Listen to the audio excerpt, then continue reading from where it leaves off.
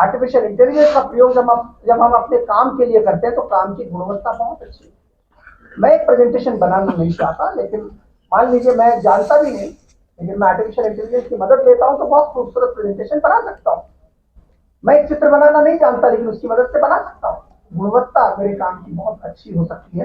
दूसरी तत्परता, यानी कि जो समय लगता है मेरा काम करने में वो बहुत कम हो जाएगा। जो काम आप शायद 3 दिन में कर रहे हो, यहाँ 3 मिनट में कर लेंगे आर्टिफिशियल इंटेलिजेंस की बदौलत। तीसरा किफायत, जितना खर्च हम लोग करते हैं अपने कामों पर, वो खर्च मिनिमम न्यूनतम किया जा सकता है आर्टिफिशियल इंटेलिजेंस की मदद लेते हुए। क्योंकि आप जानते हैं कि एक रिपोर्ट बनाने में आज हमको हो सकता है 15 दिन, 20 दिन या 1 महीने का समय लगे, लेकिन आर्टिफिशियल इंटेलिजेंस के बदौलत वही रिपोर्ट आप 10 मिनट, 5 मिनट में भी बना सकते हैं। तो कितना खर्च भी बचा, इतनी सारी टीम उसमें शामिल थी वो भी बची, समय भी बचा, सब कुछ बचा। और नए अवसर, हर व्यक्ति हर तरह के काम करने में सक्षम हो जाएगा यदि वो आर्टिफिशियल इंटेलिजेंस में प्रवीण हो जाता है। जिन क्षेत्रों का विशेष रूप से कायाकल्प होने वाला है उनमें सरकार सबसे आगे है। उप मुख्यमंत्री भी हमारे साथ हैं। तो सरकार और प्रशासन के कामकाज का कायाकल्प हो सकता है, शिक्षा और कौशल प्रसार का कायाकल्प हो सकता है, चिकित्सा, कारोबार, टेक्नोलॉजी, इनोवेशन, प्रचार प्रसार और मार्केटिंग और भाषाओं के क्षेत्र में बहुत बड़े बदलाव होने वाले हैं। हर तरह से यह हमें सक्षम बनाने वाली। कुछ उदाहरण देखते हैं सरकार के क्षेत्र में क्या कुछ किया गया है आर्टिफिशियल इंटेलिजेंस के जरिए।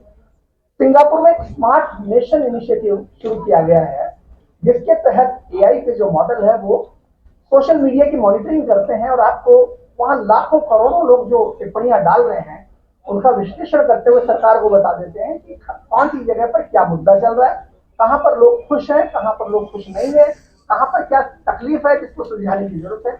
और ये अपने आप चैनलाइज होकर अधिकारियों के पास ये सूचनाएं पहुंच जाती है विश्लेषण होकर, और वो उस पर एक्शन ले लेते हैं, कार्रवाई कर लेते हैं। तो ये सिंगापुर में स्मार्ट नेशन इनिशिएटिव चल रहा है। हमारे अपने भारत में मित्रों बहुत कुछ हो रहा है, लेकिन एक उदाहरण देखिए कि ये जो आर्टिफिशियल इंटेलिजेंस है व्यक्तिगत रूप से एक अधिकारी या एक मंत्री है, उनका काम काफी हल्का कर सकती है, बहुत सारा काम वो खुद कर सकती है। जैसे एक उदाहरण यहाँ पर देखिए, एक महिला है, उसको अपना कैलेंडर सेट करने के लिए कि मेरे आगे के क्या क्या रूटीन है, सिर्फ बात करनी है अपने स्मार्टफोन से या आर्टिफिशियल इंटेलिजेंस से। देखिए इस तरह से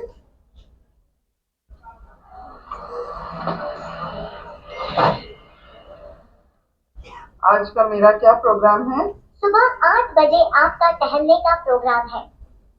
10 बजे अंजलि के साथ आपकी मीटिंग है। उसके बाद दिन में 1 बजे टॉम के साथ लंच का प्रोग्राम है। मेरी वॉक को कल के लिए रीशेड्यूल कर दो।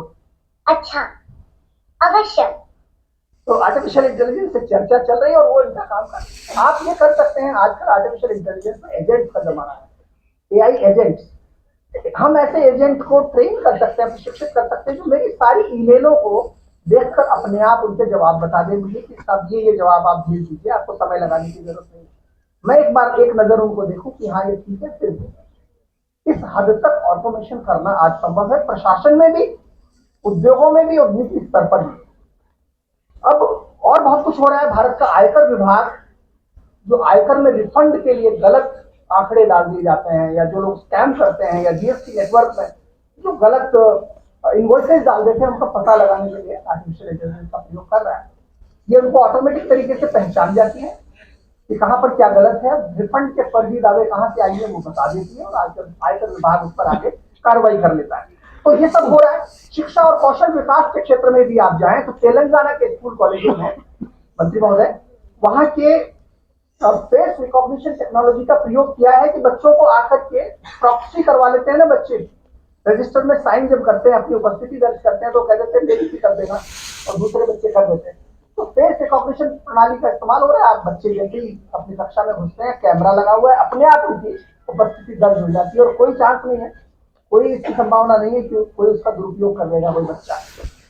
दूसरा एक और प्रयोग उसी राज्य में हो रहा है, वहां पर आर्टिफिशियल इंटेलिजेंस का प्रयोग किया जा रहा है प्रेडिक्टिव एनालिसिस के लिए या प्रेडिक्शन के लिए। कौन सा बच्चा कौन सी क्लास में कौन सा बच्चा ड्रॉप आउट कर सकता है, छोड़कर जा सकता है। क्योंकि आप जानते हैं कि हमारे स्कूलों में बच्चे 8वीं कक्षा से पहले बहुत सारे बच्चे छोड़कर चले जाते हैं, लेकिन ये सरकारों के लिए बहुत बड़ी चिंता का विषय है।